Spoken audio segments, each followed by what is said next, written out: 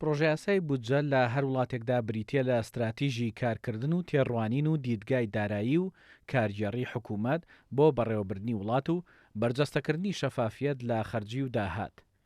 بەڵام ماوەی 9 ساڵە حکوومەتی هەرێم پرۆژەی بودجەی نەناردۆتە پەرلەمانی کوردستان و 11 ساڵیشە ژمێرەی کۆتایی نەناردووە.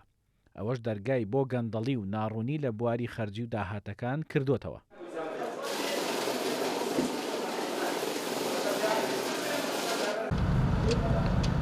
بەهۆی نەبوونی بودجەش پەرلەمانی کوردستان ناتوانێت چاودێری کاروبارەکانی حکوومەت بکات و لێپرسینەوە لە کەمتەرخەمی و کێشە و گرفتەکان بکات. حکوومەت هەرێم قەیرانی دارایی و ڕێگنەکەوتن لەگەڵ حکوومەتی ناوەند لەسەر پشکی هەرێم لە بودجەی گشتی عێراق کردوتە پاساو بۆ ئامادەنەکردنی بودجەی گشتی.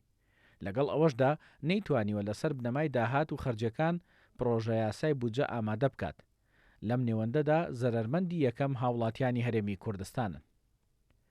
هەروەها لە نەبوونی یاسای بودجەدا زیانی گەورە بەر موچەی موچەخۆران کەوتووە.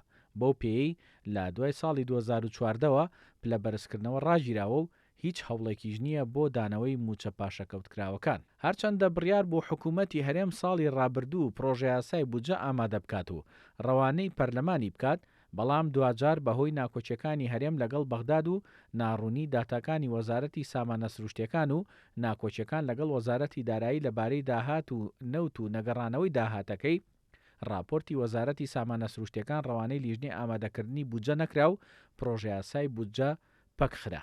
با بڕوای شارەزایانی ئابووری، نەبوونی بودجە بۆ تەمایی ناشەفافی و تەشەنەکردنی گەندەڵی لە کەرتە جیاوازەکاندا، هەروەها جیاوازی دروستکردن لە نێوان شار و شارۆچکەکان لە جێبەجێکردنی پرۆژەی خزمەتگوزاری و تەواو نەکردنی ئەو پرۆژانەی ساڵانێکە بە تەواو نەکراوی بەجێهێڵراون.